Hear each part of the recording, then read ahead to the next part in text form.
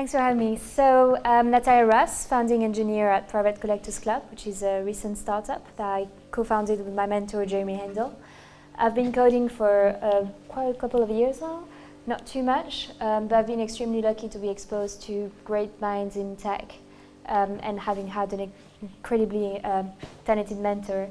So I'm very excited to share with you some of my learnings on my front-end side of work, which is atomic design with React and TypeScript. The first talk was perfect for my talk because it touches the same pain points and it's very compatible with the thing that I'm going to talk about. Problems. The problems that were touched as well in the first talk was the fact that you need to build something which is maintainable, something that works well in a team, so you can have changes which are made at once in all the application. But also you need to have a workflow where it's consistent but flexible. So it's basically something which is very difficult to achieve, even by big companies where there's an ongoing conversation about what should be the best workflow and the best structure to adopt. As a developer, as an engineer, I was really happy at my first year when I started to understand technical documentation, when I started to be in hackathons, and I could see that I could make something work easily. If you give me 24 hours, 48 hours, or 3 days, I can come up with a product and I can show it to you in a demo. The problem now, when I was starting as a founding engineer, was that I didn't need to hack something. That time I needed to build an actual product and to maintain it with a team. And the whole process was completely different, and the problems that I had were not so much technical, but it was more almost philosophical, and it was about structure and workflow and rhythm. So bottom line, we needed to think of a sort of workflow which keeps a low developer overhead. We don't want to enforce like 50,000 guidelines where people need, before they code, to check everything and to have like 10 meetups a day. And we wanted something where you can have consistent changes across your whole application at once. So it's something which is still very flexible and not too rigid. Which is a bit of a unicorn. As I said, like even now, like, big companies have trouble implementing it. And so here's what happened. I went to my mentor and I said, well, I'm struggling with this. I need to build something maintainable and we need to onboard new developers soon. How would I do this? And he said, build on the shoulders of the giant. This is a big problem. And people have spent years and years working on just how to do this. And go and see how Airbnb did it, because they have a very consistent app. They have an app where when you go there, you have the patterns of the app unconsciously in your mind, and when you go on a new page, you instinctively know what you're expected to do. If you see something purple, you know that this is to go to a new link, or when you see a CTA, a call to action, you know that this is going to lead you to a form, and all your experience on the app is very seamless. This is something that we really wanted to know how to get to when you have big teams. We wanted to have a consistent voice. So yeah, we are massively inspired by the app of Airbnb. So I went on and I saw that Airbnb was a massive proponent for having a unified design language. And at first, I was very skeptical because I love coding for all the technical challenges and all the algorithm and everything. And when I saw that all the secret of Airbnb lied in the design language, at first I was a bit there like, okay, well, that's for designers. What is my role there? Like, I really underestimated the power of it as an engineer. On top of it, in the articles, they said that there was a crossover between design, development, marketing, and branding. I was like, okay, well, when I code, like, how does it actually translate into my actual work day to day? That sounds like some kind of theoretical thing that managers may say, but how does it affect me? And then I read again and again, and as I was reading, I saw that the software engineers also had kind of those kind of struggles at Airbnb itself. And the manager said that they had some talented people spend an inordinate amount of time simply managing communication across disciplines, and that they were struggling to create a very unified system, and they made a huge amount of effort just in focusing on that. And they needed to make decisions into what goes inside of designing components, patterns, and rules. So this is where I started to take it quite seriously, and I made extensive research. And I came across atomic design to the rescue, where many big apps decided to adopt this workflow and they started to scale with it. and this became how the engineers were working all together in a team. So we really are not inventing something new there. We are really looking at who did those things best in terms of consistency and user adoption and everything, and adopting it at your level. So it's actually very relevant to you. If you're someone very technical who enjoys technical challenges, it's something that actually you should really think of. Design language. You don't need to be a designer for it. You do build way better, way faster. Your skills as a developer really go exponential because you actually have the time to tackle the technical challenges, because you don't spend your time maintaining, you don't spend your time refactoring, you don't spend your time in meetings with designers who are complaining because they want 4 space, 2 space more. It just takes you 1 second, literally 1 second. So, and it gives you all the dry principle, so don't repeat yourself. It's a way of thinking where it will benefit you even if you're doing, if you're a full stack developer, the back end, because it's a mindset, it's a very methodical approach to things. So what actual technical implementation then? Well, atomic design in TypeScript was the answer we came to. You have to really read Brad Frost for this, because atomic design in itself is huge. It can go very, very deep, but if you really want to understand the main philosophy of it, which is applicable to anyone, and which is the main thing that if you go out of this room you should know, is forget about pages. Like, it really is a bottom-up approach. You have to design the smallest bits first. When you look at a page in an app, when you're going to go on a website today or tomorrow, I want you to not think in terms of pages, but look at all the small buttons that repeat themselves throughout all the application. Look at all the typography, look at everything, and think in terms of the smallest bit first, a bit like Lego. So this is a bit of an upside-down thinking, right? Because you have this page here, but actually how you should look at it is literally instinctively you should start seeing it as actually this, which is turned into this, which is literally put as a sum there, and this is the end result. So it's a bottom-up approach. Again, like, I encourage you to do this exercise whenever you can. Again, like, this is Airbnb, for example. You should go on their storybook, which is completely public, where they have their library of UI component, which is made of small atomic components. And so when you will go on Airbnb after going to this this website where I have the link in my slides, which will be available, you will be able to look at Airbnb in a completely new perspective. A good exercise as well can be to check anti-design in their source code, because then it kind of gives you the mindset to understand what actually are the atoms, the molecules, the organisms, which is what Brad Frost talks about, and which I'm going to go through now. So the atomic design is all about trying to understand basic principles of what your page is about. So in the atomic level, you have buttons. For example, you can have headers, icons, input fields. You have the smallest unit that you can have on a page, right? And the work with the designer there is amazing, because you just go to the designer, you look at what they want, and if they change their mind later on in the application, everywhere in your app where you have a button, it would be through this component, because you will use that component everywhere in the app.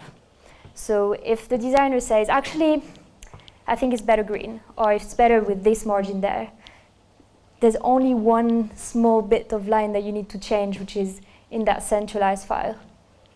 And you shouldn't have at all, for example, I think that I have here the code. This is an example of my icon component, right? You can think that I would have many different components for my icons, or let's say in my register page I have a send button with a send icon, and then I have a header in my other page where I have an icon with the logo of my company. You would think that it's different components, but no. According to atomic design, it's all the same, it's an icon. So it's an icon which is going to be reusable in many different cases, but all icons go inside of one file. And you can take different types of icons, and depending on the icon passed, it will do different things. So you don't even have to think about it. So this kind of methodological approach, you can see, is basically the essence of what coding is as well. You need to understand exactly what you're doing in very, very small detail, and making sure that everything aligns perfectly, and that's how you don't have bugs. That's how it's consistent. That's why you don't have to repeat yourself. And that's how it's consistent throughout the team as well, because everyone is on the same page. If they don't know what icon they should put there, what size, or whatever, they don't even need to communicate with the designer. Everything has been there at the root with the design work. They just go to one file and they see what's going on directly there and what's expected of them. Molecule level is a level higher up, which is in your folder hierarchy. You have the atom level, which I just talked about, which is the smallest unit you have in your page. Molecule is a level higher up, which is basically you group different atoms together and it creates a molecule. So you have, for example, let's get an example, checkbox group or radio group. Let's say that you have a group of different options and you'd like to have someone selecting multiples of them. We are using anti-design at PCC, and so it needs to wrap a group of checkboxes. Well, a group of checkboxes, therefore it's a molecule, because it's more than one. So obviously it was a molecule for us. But again, you can choose it as you want, depending on how your application is. In our hierarchy, it made sense. So you can see here, this is the container here. We're using styled components as well, which basically every time that you're going to need a group of checkboxes or radios, it will always style it the same way. The margins will be the same. It will be on the same layout of the page. It will always look the same. You will always look the same one in your onboarding questions, in your contact page, wherever you name it. And so it's very consistent. Now you have the organism folder, which is a level higher up again, just before the pages, no worries. So the organism is something where some people say, well, let's add logics from the organism level. And before that, it's UI. From the organism level, you can have conditional renderings, you can functionalities, you can add a bit more complexity if you want. That's up to you again. Basically, you do whatever you want as long as for you it makes sense. But you can see how it doesn't look like molecules or atoms so far. This organism page, this organism bits of code, for example, shows you how from the page I'm like, okay, I'd like a paginated form. Paginating for me makes like 100 VH and 100 like view width, where it takes all the page. And let's say that like I have all the data, I send it to the organism, and I say I pass in a theme from my page. So my page is very short. I don't have a lot of code on my page at all. I just pass the name of the component, and I'm saying, hi, I like a radio-like themed entire page for this kind of form. It can be like very short. And then depending on whether you pass checkbox or radio, it will show the different things. And if you don't pass anything, then it means that the person needs to do some research, and depending on what they click on, then it will show different things. You can think of drop downs or like input fields for number phone, stuff like that. So it would be more like a question again. So organism is something where you can put like all the logic or stuff like that, which is a separation of concern with the nitty-gritty details of design, which is more like a work with the designer ongoing on. So if you're in a team and you know that someone is working there, you know that they should not touch anything that has to do with the design. If they're working in an organism, it's all about, okay, how do we assemble things together and render things on conditions, at least for us. The template level, again, is something that may be different according to different organizations, but for us as well, what made sense was that it would be some very neutral things that wrap entire pages. So for example, let's say we want to animate roots, like a slide or like a fade in, fade out. It wraps the entire page and it's very neutral. There's no data, there's nothing, there's no proper design. It would be in template. Same for our devices display. So I would have my breakpoints in my templates. Or we have also the state of the scroll. So you know, when you want to fake a mobile app on a website and you'd like them to scroll up to the top when they change the page, it would be same, it would be wrapped around scroll to top. So that's again something that we would have in our template folder. And I chose as well TypeScript with atomic design. Why? To us it made more than complete sense, and it changed all my experience as a front-end developer. And if you haven't done TypeScript yet, you must. I don't want to sound too fresh, but really, it changed all of the way that I thought about things. It made me way more methodological. It made me a better developer overall. You need to understand the basics when you code with TypeScript, and it makes you way more appreciative of things in technical documentations that before I didn't really care to read about, and now I realize how actually it matters to debug as well.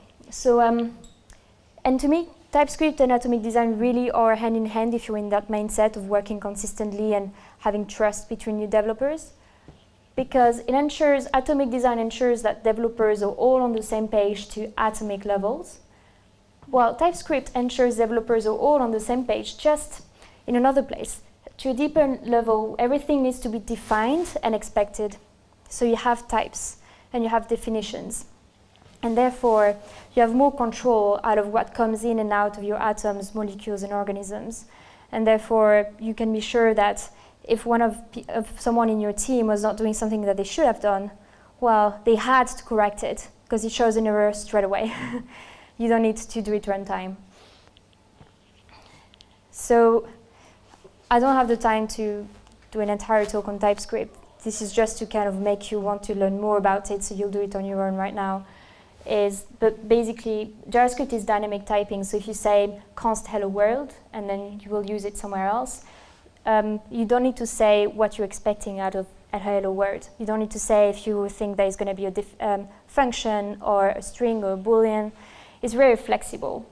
And React as well is very flexible, and so the problem with that is that as well as you work in a team, sometimes they don't know hello world, what is that supposed to do? And then they reuse because they thought it would be for something else, and there are problems, and it's difficult to track bugs because your code is not magical. It can't know exactly what it was supposed to do. If a human put it there, it could be for any purpose. Whereas in TypeScript, you really have to define everything that you're writing. So I can't just say const hello world and then write hello world in my application. And you say const hello world, and I'm expecting from this hello world to be a boolean, true or false. Or you can enforce value. I want it to be Nathalia, my name, because I'm the only one here who can do that. So, and you have IntelliSense as well, which saves the day more than I can count when I'm coding, and I don't remember this part of the app, and I'm going to this code base, and I'm like, what was that component for again? What was I supposed to pass for it? Like which functions, which themes? You don't need to go to the file. You just hover on the name of your component, and it tells you what you're supposed to do out of it. So let's see it now. So my TypeScript looks like this. When I say define, this is what I mean, for example, in terms of React for props. So let's see on my button, for example, I have different themes, and I'm enforcing the names of my theme. Primary, secondary, naked icon, naked light, naked bold, naked, whatever you want.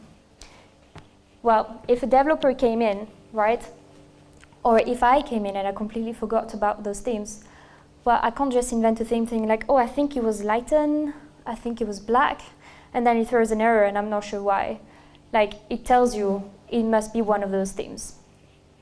And so yeah, and if you can't remember, for example, the props that you're supposed to pass, when you hover on a component, you can just click on the props which are defined by TypeScript.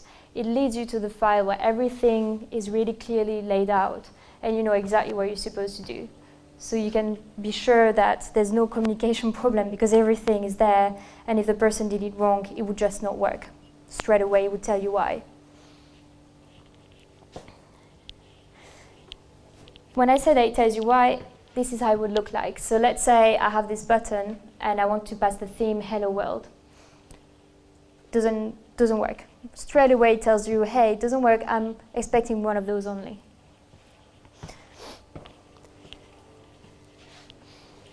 So as a bonus, thing that would work very well as well with all this implementation, and maybe that's too much, but I would strongly encourage you to link into a storybook, which is something which is really a bonus. It doesn't really do anything to your code. What it does really is when you code your atomic components, it kind of compiles it and then it puts it on the web, and you can see anyone can access to how your components look like. So it makes your UI library basically generated from your current code. It works very well with testing frameworks. So if one of your people in the team touch one of the centralized file, it can be dangerous because I guess that the problem of having everything centralized, if someone touches that part, everything changes and everything looks bad. But if you test it correctly, and with Storybooks, it integrates very well with it. If whatever you code changes the visual aspects of a component, it says that there's been something wrong going on. That way, again, trust is ensured. You know that you would have known if someone completely changed the button that you didn't want to change. And yeah, as you can see, a lot of people use it. Microsoft, again, Airbnb, which we really like. Atlassian, like all the big companies have to use it because they have to be maintainable and they have enormous teams. And yeah, that's kind of the only way to go, I guess, so far. Yeah, so if you want to know how it looks in terms of coding, it's just nothing too scary. You just import the component that you'd like to visualize. And then you kind of say, you can add all the different props and see how it would look like with the different props. Sometimes it's optional, so you can have the different lists. And this is an example of how, when you look on the web, how it looks like your generated UI. Airbnb uses it, and as I said, I have the link on my sliders. It's really interesting to see it, how they have it publicly, and so you can see all the different components that are there, and you can click on them, you can see them, what happens if someone clicks on the left, what happens if someone clicks on the right, what happens if it's another language, what happens if this. You can basically try to see whether you've covered all the different edge cases as well in your app. So if you're going production, literally, I think this saves so much time, and also like you can trust people you're working with. Do you have any questions? Yes? Common design is great, but your startup time is a lot longer than if you were to, well, not hack, but some intermediary between hacking and making everything a common base. How did you manage that? Yeah, I understand that. That's something that I had to think about a lot, actually, about timing, as you said. So if you haven't heard the question, it says that the problem of startup is time. And implementing this is time consuming. Afterwards, everything is exponentially faster, but to implement it, for sure, you do need to be super rigorous, and sometimes you want to hack things around because it's fast. That's why hackathons are called hackathon, you hack around. I would say it's a decision that you have to have with your co-founders. I know that we wanted to make sure that we didn't spend any kind of stupid times refactoring or maintaining when in a startup, every time you'll be time pressured. And you just want to make sure that you don't spend like time which is really not worth for your long-term vision of the company. And hopefully it depends as well on which stage you are at, right? If you want to have like a simple demoable thing on your phone to show to potential investors, or if it's going to be the thing that you're going to put to production. And I think it depends on your fundraise. I mean, it depends on a lot of different questions. In my opinion, if you're actually in a startup and you're serious about the long-term vision of the app, that you have the funding and you have the team, I think it's very important from the start to establish a working culture where you're like, all right, we need to have all very high standards of how we do things if you want to be a valuable tech company. And I think that it can be very tempting to hack around, very tempting to say, tomorrow this is ready. I'd rather say, hey, I'm sorry, but to do this properly and to make sure that this company holds themselves to the higher standards that my users really understand the product intuitively. It's really nice, they love it, it's seamless. It's gonna take 1 month more. I'm really sorry. But yeah, that's my opinion. Yeah? Is this on? I think it's on. Okay. I just want to add one more thing to that. It might not necessarily be development-related stuff, but it also might help developers understand founding teams. There's the point at which your startup has the lowest burn rate, and you actually have the cheapest level of time that you can spend, is actually when you're at your smallest, and at the very, very beginning. So basically, if there is a way that you can invest in any way possible, that you can invest time in setting up things correctly at the very beginning, it's the cheapest possible time to do it. If you have a team of like 100 people and then you're suddenly moving to a completely different architecture, it's infinitely more expensive. So if you can, you should do it at the beginning. Any other questions?